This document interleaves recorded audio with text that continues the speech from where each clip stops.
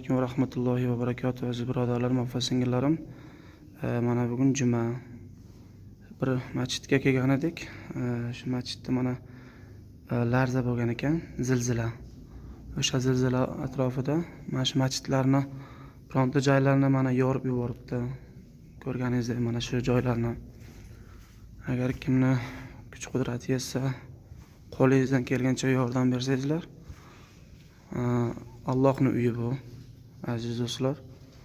Ko'ringizdek, mana bu yoqlar ham juda ham yorilib ketgan, xulosa hamma joylari. Mana bu yoqlar ham yorilib ketgan, aziz do'stlar. Qo'lingizdan kelgancha shu yordam qilsangizlar, yordamingiz inshaalloh ikki dunyoda ham ajri savobi yetib turadi, aziz do'stlar. Mana zilzila bo'lgan. O'sha zilzila atrofida yorilib ketgan. Aziz do'stlar, mana bu masjidning tashqari tomoni. Mana shu yoqlarda zilzila bo'lgan. Afg'onistonda 2 hafta oldin o'sha zilzilada yorilib ketganda hamma joylari, aziz do'stlar. Qo'lingizdan kelguncha agar yordam qilsangizlar, Allohning uyi bu. Mana bu darvozalari ham yorilib ketgan, aziz do'stlar. Bu yoqda mana shu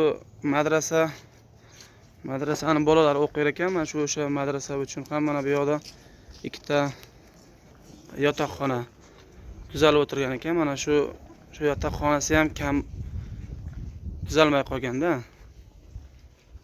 Agar ilojingiz bo'lsa, shularni ham ko'ring, aziz do'stlar.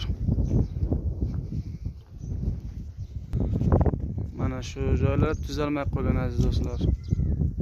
Qo'lingizdan kelgancha mana shu madrasa, diniy ta'limot olgan joylar savob bo'ladi. Alloh rozi bo'lsin sizlardan. Qo'lingizdan kelgancha like bosib videoni tarqatinglar, aziz do'stlar. Savob pesha va zakotparvar odamlarimizga yetib borsin. Mana bu mahalla xolasalari, mulla akalarimiz va oqsoqollarimiz mana shu masjidga kelgandim namoz jumaga. O'sha namoz jumaga kelganda ko'rdim. Shular aytdi, mana shu videoni olib mana shularni tarqatib bering. Yordam bersa, agar iloji bo'lsa dedi.